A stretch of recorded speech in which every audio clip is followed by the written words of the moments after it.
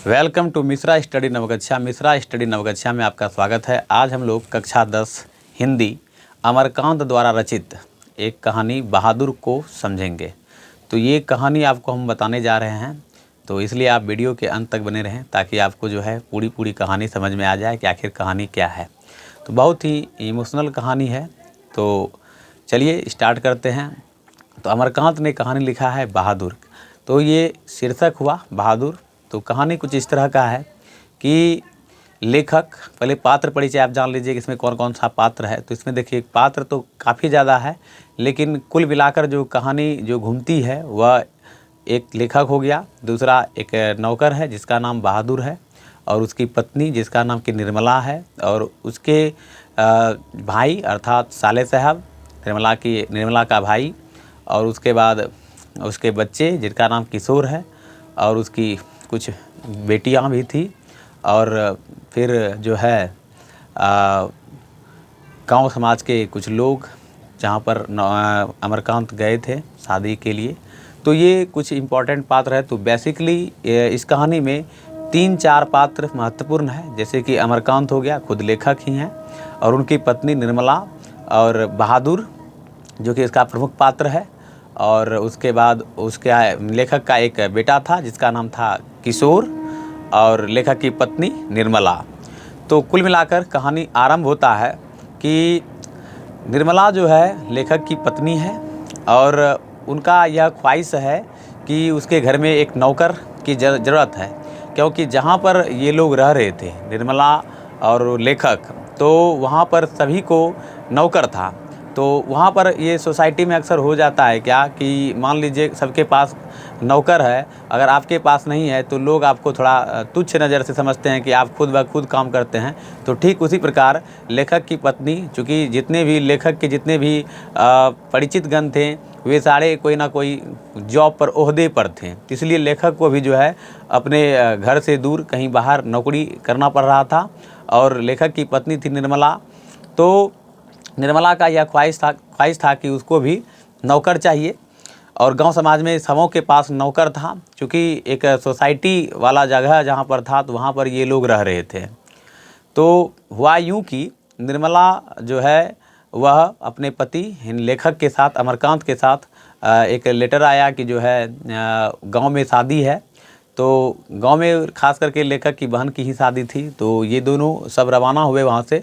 तो लेखक की जो पत्नी निर्मला है वहाँ पर वह बहुत ज़्यादा काम करती है, और उसकी कुछ भाभियाँ जो है वो खास करके काम वाम तो करती नहीं थी, वह चारपाई पर बैठ करके सिर्फ वही चारपाई तोड़ने वाला कार्य था। तो इस वजह से जो है लेखक परेशान थे कि क्योंकि जो है उसकी पत्नी निर्मला जो है काफ़ी ज़्यादा मेहनत कर रही थी वहाँ पर, तो वह कुछ कह भी नहीं पा रहा था अपनी पत्नी को। तो वहाँ से जब शादी ख़त्म हुआ तो फिर वह अपने जहाँ पर उसके पति अर्थात लेखक काम कर रहे थे, तो वहाँ पर वो आ गए बच्चे सहित। तो हुआ यूँ कि तो उसने जो है निर्मला ने कहा अपने पति को कि मुझे एक नौकर की ज़रूरत है, आप कहीं से नौकर ला दीजिए। तो उसका साला साहब जो है वह जो है नौकर को लाता है, लेकिन उसके पहले जो है काफ़ी विवरण देता है उसके बारे में। तो थोड़ा बहादुर के बारे में जान लीजिए कि आखिर बहादुर कहाँ का था। इसमें एक प्रमुख पात्र है इस कहानी में। तो बहादुर जो है वह नेपाल का रहने वाला था, ठीक है। तो हुआ यूँ कि बहादुर आखिर कैसे नौकरी के लिए जो है लेखक के यहाँ पहुँचा। तो उसके पहले का कारण ये है कि जो बहादुर था उसकी माँ जो है उसको हमेशा कहती थी बहादुर को कि काम में हाथ बटाने के लिए, लेकिन बहादुर चूँकि कामचोर था, निकम्मा था, और फिजूल का जो है वह घूमने टहलने में रहता था और कोई काम में जो है मदद नहीं करता था, जिस वजह से उसकी माँ जो है वह पीटती है। क्योंकि यह सारा घटना जो है जो उसकी पत्नी थी निर्मला, उसका भाई अर्थात लेखक के साले साहब जो है उसको पूरा विस्तार में बताते हैं कि आखिर कैसे उसने जो है इस नौकर को लाया। तो इस चीज़ को बताने के लिए जो लेखक के साले साहब हैं वो कहते हैं कि इसकी माँ जो थी वह बहुत पीटती थी, और एक दिन तो ऐसा हुआ कि लेखक की माँ जो है जितना मतलब बहुत ज़्यादा मात्रा में उसको पीट दिया, जिस वजह से क्या हुआ कि लड़का जो बहादुर था वो नेपाल और बिहार की सीमा से सटा हुआ एक जगह था, वहीं पर वह रहता था उसकी माँ सहित, माँ और बेटा बहादुर जिसका नाम था पात्र का मुख्य रूप से। तो बहादुर जो है वह घर से जो है माँ के मारपीट की वजह से वह एक रात तो जंगल में ही काट लिया। तो गया ही नहीं, क्योंकि गांव समाज की घटनाएं ऐसा होता है कि अगर मान लीजिए कोई माता पिता उसके बच्चों को अगर मार देता है या पीट देता है तो किसी वजह से वह भाग जाता है, तो अभी तो खैर ऐसा है कि लोग उसको ढूंढता है, लेकिन शायद लेखक यहाँ पर कहते हैं कि उसके माता ने नहीं ढूंढा। तो जो है क्या हुआ कि एक दिन तो वह ऐसे ही रह गया जंगल में बिना खाए पिए, मतलब बिता लिया किसी प्रकार। तो दूसरे दिन क्या हुआ कि जो बहादुर था लड़का, उसका कद काठी अगर देखा जाए तो उसका जो लेखक वर्णन करते हैं कि कद जो उसका था वह चेहरा अगर उसका हम देखें तो वह मुंह चिपटा था, और जो है कमीज़ जो पहनता था वह हाफ कमीज पहनता था और ब्राउन कलर का जूता पहनता था, जैसा कि लेखक वर्णन करते हैं बहादुर का नहीं, बहादुर जो कि उसमें एक पात्र है। तो हुआ यूँ कि बहादुर जो है गया अपने घर, और उसकी माँ जो है कुछ रुपये जो है रखी थी वो घी वाले क्या कहते हैं बर्तन में। तो उससे जो है उन्होंने, मतलब बहादुर ने 2 रुपया निकाल लिया, और वहाँ से 13 किलोमीटर दूरी पर था एक स्टेशन जिसका नाम था कि गोरखपुर स्टेशन। तो वह लड़का वहाँ से रवाना हुआ और गोरखपुर स्टेशन पर गया। तो जो है वहीं पर जो है लेखक का जो साला है अर्थात निर्मला का भाई, उससे उसको मुलाकात हो गया, और वह थोड़ा जो है रो रहा था। तो उसने कहा कि जो है उसके साले ने कि बहादुर से कि तुम काम करना पसंद करोगे? तो उसने कहा कि ठीक है काम करेंगे। और कैसे तुम यहाँ आ गए, सारी वृत्तांत घटनाएं जो है बहादुर ने उसको बताया, मतलब जो लेखक के साले साहब थे, और वही लेखक के साले साहब जो है अब बहादुर का वर्णन जो है लेखक के सामने कर रहे हैं कि उसके बारे में बताया जा रहा है यहाँ पर। तो लड़का जो है काफ़ी परेशान था, और उसको कहा कि चलो तुमको सब चीज़ मिलेगा, पढ़ाई लिखाई भी करवाया जाएगा, खाना पीना भी दिया जाएगा, और उसके बाद जो है फिर जिस तरह से अन्य हम अपने घरों में बच्चों को ट्रीट करते हैं ठीक उसी प्रकार सारा व्यवस्था तुम्हारे लिए भी किया जाएगा। तो वह लड़का जो था उसका नाम था दिल बहादुर, ठीक है। तो अब लड़का मान लिया, बोला ठीक है चलिए। तो वह जो है जब गया लेखक के यहाँ, चूँकि लेखक को ज़रूरत था कि एक नौकर का, क्योंकि उसकी पत्नी बोल रही थी कि आप नौकर ला दीजिए, मेरा काम करके जो है तबीयत पूरा ख़राब हो जाता है। तो इसलिए लेखक भी परेशान था कि शायद एक नौकर आ जाए मेरे घर में। तो उसके साले साहब ने उसको वहाँ से लाया। तो जब नौकर आया घर में तो सभी लोग खुश थे कि चलो भाई मेरे घर में नौकर आ गया। देखिए कितना मार्मिकता वाला कहानी है, थोड़ा आप ढंग से समझ लीजिएगा ना तो कहानी को आप समझ सकते हैं कि विशेष रूप से उसमें क्या बताया गया है। तो नौकर जो है घर में आया तो उसकी जो पत्नी थी निर्मला, तो वह काफ़ी खुश थी कि चलो एक नौकर आ गया। और वह भी अब जो वहाँ का सोसाइटी था तो वो भी समझने लगा कि नहीं चलो इसके घर में नौकर आ गया, और अपना खूब सेखी बघारने लगी। भी निर्मला जो थी सभी के पास जाती और कहती अपने नौकर के बारे में। तो और जो उसका नाम जो था दिल बहादुर था। तो उसकी पत्नी जो निर्मला है वह उसको कहती है कि यहाँ पर तुमको सब चीज़ मिलेगा, खाना पीना मिलेगा, कपड़ा उपड़ा मिलेगा, हर चीज़ मिलेगा तुमको, सिर्फ अब तुमको जो है जो भी काम होगा वो करना है तुमको। तो जो दिल बहादुर था उसका जो है दिल शब्द उसी निर्मला ने उड़ा दिया, सिर्फ उसका नाम पड़ गया बहादुर, जो कि एक कहानी का एक प्रमुख पात्र है। तो उसके बाद सारा कहानी इसी पर आकर ख़त्म होता है। तो कुल मिलाकर अगर हम देखें तो इस कहानी में जो है बहादुर जो था वह काफ़ी मेहनत करता था। सवेरे उठता था, दातुन तोड़ लेता था नीम के पेड़ पर चढ़ कर के, और मतलब हमेशा जो है अपने शरीर को एक्टिव रखता था। वह चंचल टाइप का था। और बच्चे अक्सर जो है गांव समाज, मतलब वहाँ पर जो कुछ बच्चे थे तो उसका गीत सुनते थे तो वो कुछ नेपाली टाइप का भाषा, मतलब नेवारी भाषा में गीत गाता था वह। तो बच्चे अक्सर उसको चिढ़ाने के लिए आ जाते थे कि क्या नाम हुआ तुम्हारा, ये पूछता था बहादुर से, और साथ ही ये भी पूछता था कि कोई गीत सुनाओ। तो इस तरह से बच्चे उससे मजाक भी करते थे सवेरे सवेरे। लेकिन वह बेचारा सारा काम करता था, दिन भर जो है चाय बनाता था, अंगीठी सुलगाता था, बर्तन मांजता था, झाड़ू लगाता था, जो एक नौकर का कार्य है। तो वह परेशान नहीं होता था, मतलब काम करते रहता था। और कभी कभार अगर घर में मान लीजिए कोई लोग आ गया तो उसके आज जब रात में सारे लोग इकट्ठा होते थे काम से करके घर आते थे जब, तो वह लड़का भी जो है अपनी छोटी छोटी बातों का जिक्र करता था वहाँ पर कि जो है आज मेरे घर में, यहाँ घर में ये आया था बाबू साहब, क्योंकि लेखक को बाबू साहब कहता था वो लड़का, मतलब। और उसकी पत्नी जो थी निर्मला, तो वह भी कुछ ना कुछ चैटिंग वैटिंग होता है ना घर में, जैसे हम लोग आपस में बातचीत करते हैं ठीक उसी प्रकार जो है वह लड़का भी जो दिन में थोड़ा बहुत कुछ काम करता था तो वह भी अपनी बातों को रखता था। जैसे कि मान लीजिए कोई सगा संबंधी या अतिथिगण अगर हमारे घर में आता है तो हम कहते हैं ना कि जो है कि आज मेरे घर में ये आया था या आज ये हुआ, इस तरह की बातों को जो है बहादुर जो है वह उसके सामने में प्रस्तुत करता था।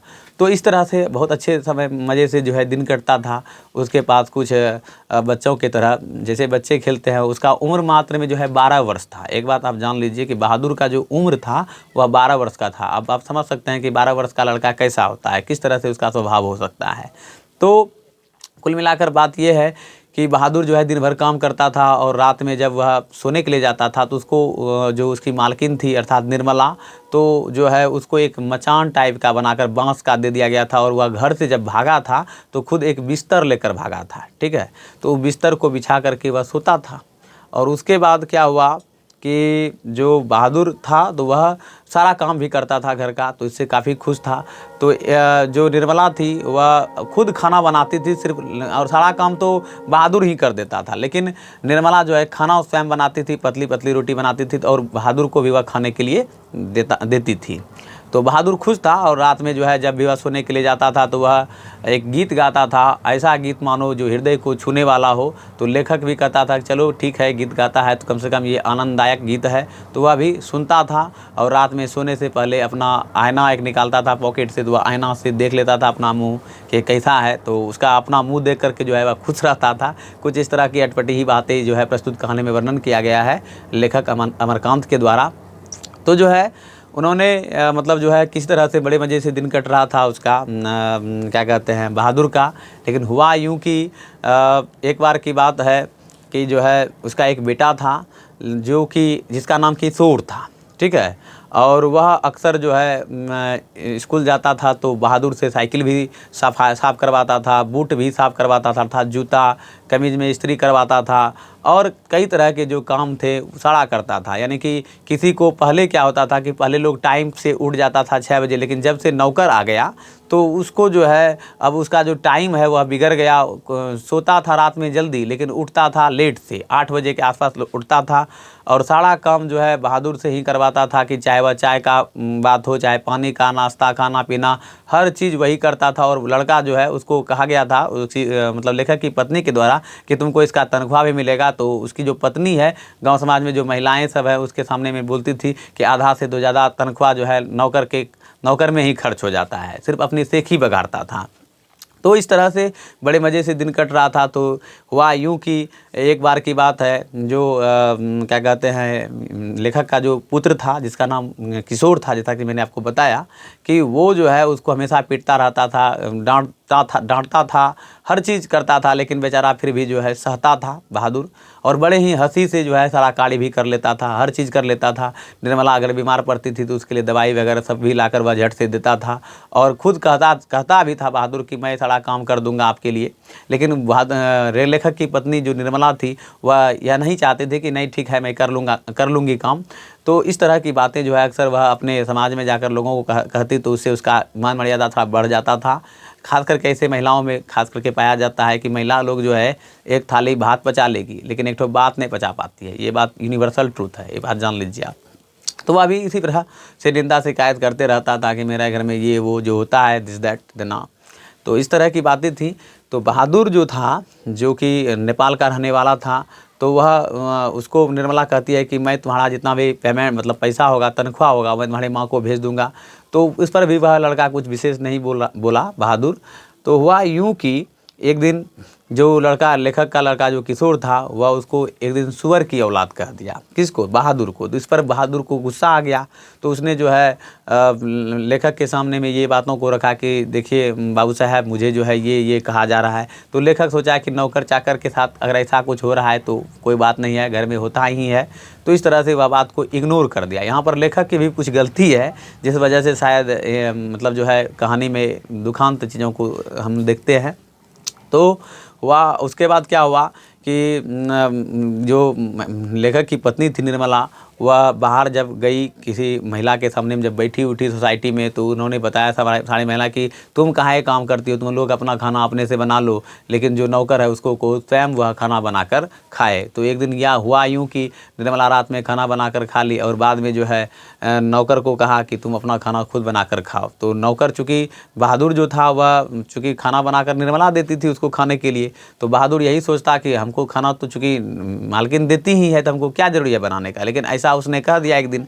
तो इससे वह थोड़ा गुस्सा हो गया, लेकिन फिर भी वह रात में किसी प्रकार भूखे सो गया और सवेरे उठकर फिर किसी प्रकार मोटा मोटा रोटी वोटी बना करके किसी प्रकार खाया। चूँकि उसको आदत तो ये चीज़ का था नहीं, अगर शुरू से आदत रहता तो फिर दिक्कत नहीं होता उसको। तो इस तरह से हुआ कुछ कुल मिलाकर बात। उसके बाद क्या हुआ कि जो किशोर था एक दिन उसको कुछ अलग बेढंग तरीके से जो है उसको ट्रीट किया, जिस वजह से बहादुर जो है पूरा गुस्सा हो गया उसके ऊपर। और उसके बाद क्या हुआ, लेखक की जो पत्नी थी वह भी उसको पीटने लगा धीरे धीरे, पहले समझाने के बजाय उसको पीटना स्टार्ट कर दिया। फिर भी वह बुरा नहीं माना जो बहादुर था।